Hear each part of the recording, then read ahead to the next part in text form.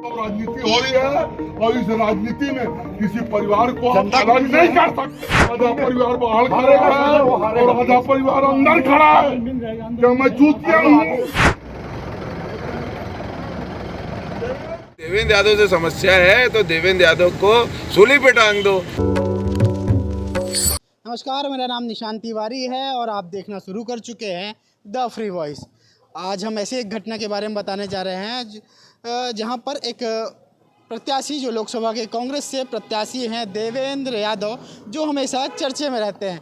आज वो एक होटल में, निजी होटल में रुके हुए हैं। होटल इंटरसिटी होटल है और ये हम आपको दिखा रहे हैं, इंटरसिटी होटल है। यहाँ पर हम पहुँचे हुए थे और जब यहाँ पर पहुँचे तो कुछ निर्वाचन आयोग की टीम आई और टीम आने के बाद दरवाजे को, अब हम आपको दिखाएं कि ये दरवाज़ा है, इसको बंद कर दिया गया और सभी को रोक दिया गया। उसके बाद उनका कहना था कि हम जांच करेंगे, उसके बाद ही जाने देंगे।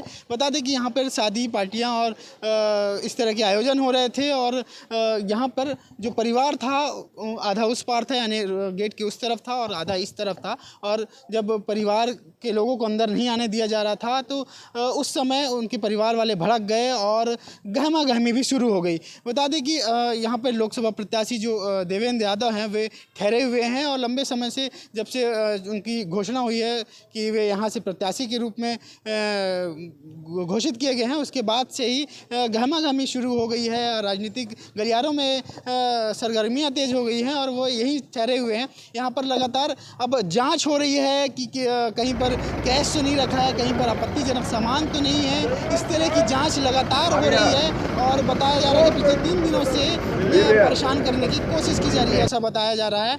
और हम आपको विजुअल के माध्यम से जो दिखा रहे हैं वो आप देखिए कि किस तरह लगातार पीड़ित जो परिवार है, यानी कि जो यहाँ पर शादी पार्टी में आए हुए थे, इस होटल में ठहरे हुए थे और वे लगातार उसके दरवाजे के उस तरफ थे और अब उन्हें जाने आने नहीं दिया जा रहा था। तो अब देखिए कि किस तरह यहाँ पर गहमा-गहमी शुरू हो गई है। यहाँ पर माहौल काफ़ी गर्म हो गया था और इस तरह की जांच हो रही है। तो इस तरह की आप समझ सकते हैं कि किस तरह की लगातार गतिविधियाँ चल रही हैं। चुनाव का समय है और इस तरह की गतिविधियाँ लगातार चल रही हैं।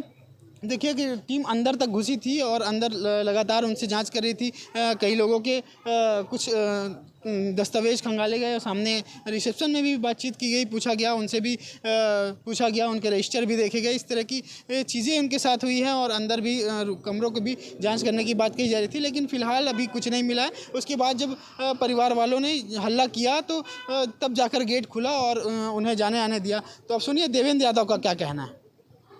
आज मैं अपने कुछ साथियों से इस होटल पे मिलने आया था और बड़े दुख की बात है कि भारतीय जनता पार्टी इतना डर गई है कि देवेंद्र यादव अगर कहीं पर जा रहे हैं तो उनके पीछे सीआरपीएफ और निर्वाचन की टीम भेज दे रहे हैं। अरे भाई, मुझे जो करना है कर लो, मैं कहाँ डर रहा हूँ, मैं तो बोल रहा हूँ, मुझे बुलाओ, मैं आने के लिए तैयार हूँ सामने।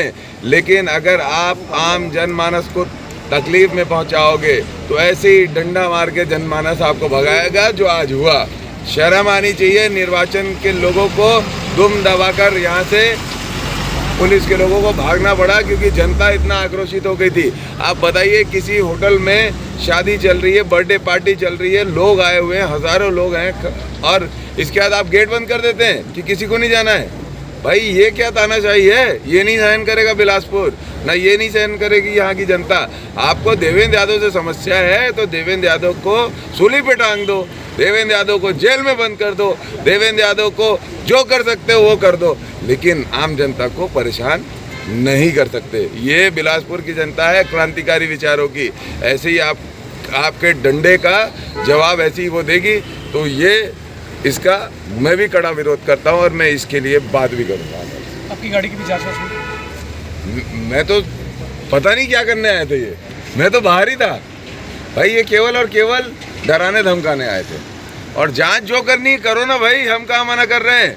गाड़ी की कर लो, कमरे की कर लो, साथियों की कर लो, मेरे को अपने साथ रख लो, रखना है तो एक आध दिन। हम डर नहीं रहे किसी चीज़ से, लेकिन ये जो तानाशाही है ये इसलिए हो रही है क्योंकि आप डर रहे हो।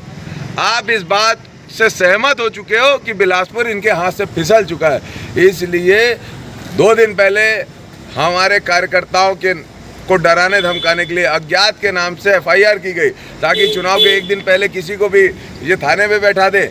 आज मैं एक जगह बैठक लेने आता हूँ एक जगह, तो वहाँ पर निर्वाचन आयोग, पुलिस, CRPF गन लेके खड़ी हो जाती है। तो ये डर बीजेपी का बता रहा है, और ये डर इसलिए है कि इस बार आप देश की सत्ता से बाहर जनता आपको कर रही है, इसलिए आप ये अंतिम अपना तानाशाही कर रहे हैं। जैसे दिया बुझने के पहले फड़फड़ाता है ना, ये फड़फड़ाहट से हमें डर नहीं है, जो कर सकते हो कर लो। आपसे कोई बातचीत हुई अभी? कोई बात नहीं।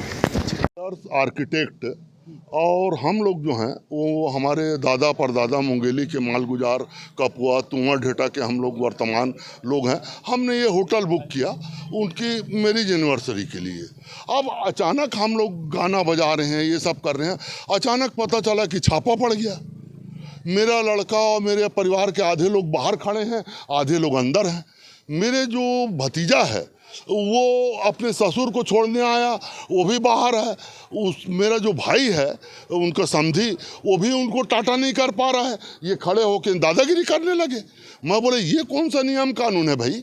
हैं आप जिसको छापा मार रहे हो उसके बारे में करिए, जो भी करिए, पर गेट बंद करके दादागिरी, गन लेके खड़े हो गए। ये तो तानाशाही हो गई ना। हम लोग इस प्रजातांत्रिक नागरिक हैं, और हम लोग तो कोई वोट और ये राजनीति खेलने नहीं आए थे यहाँ पे, हैं? अब आप राजनीति खेल रहे हो, इसका मतलब साफ है कि आप कहीं न कहीं से पूर्वाग्रह से पीड़ित हो। कुछ मिला आप लोगों को जांच में? क्या जांच, क्या मिला? कुछ क्या मिलेगा? कुछ नहीं मिला। हम लोग हंस रहे थे, बोल रहे थे, गा रहे थे, खेल रहे थे, उसके अलावा कुछ नहीं था। हैं? उसमें आप बंदिश लगाओगे, ये तो सरासर गलत है। और जब उन लोग सारी बात सुने तो वैसी मुंह लटका के चल दिए। नहीं परेशानी, अरे हमारा हृदय धड़कने लगा कि गन मैन खड़े हो गए और छापा पड़ गया और ये सब हमारी खुशी में जो है ये भंग डाल दिए। अरे भाई, आपको जो भी राजनीति करना हो, जैसा करना हो वो करिए, जिसको पकड़ना हो कारण बता के पकड़िए, जो भी करिए। ये अचानक आए भंग करके तमाशा शुरू कर दिए। इसमें जो है यहाँ पे बहुत से लोगों ने बुक कराया था, वो खाना खाने वाले आए थे, सब परेशान हुए। यानी मेरा नाम प्रभात वर्मा, मैं गवर्नमेंट एम्प्लॉय रहा, अब रिटायर्ड हो गया हूँ।